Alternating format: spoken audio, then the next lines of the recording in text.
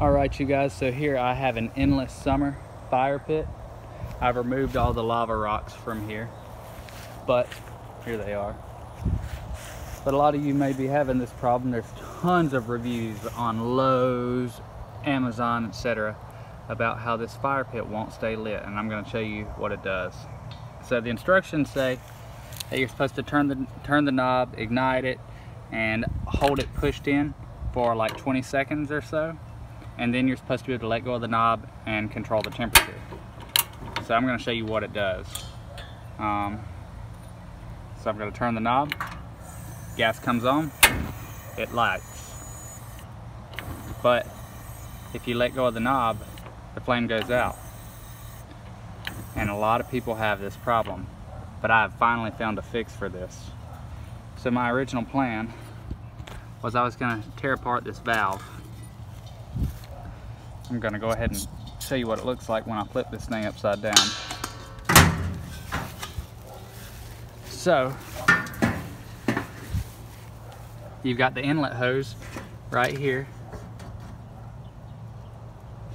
You've got the supply line, and then you have this little bitty tube right here.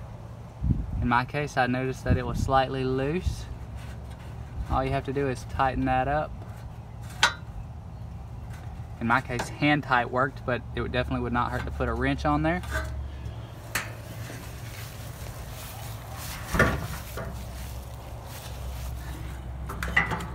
Hook the tank back up.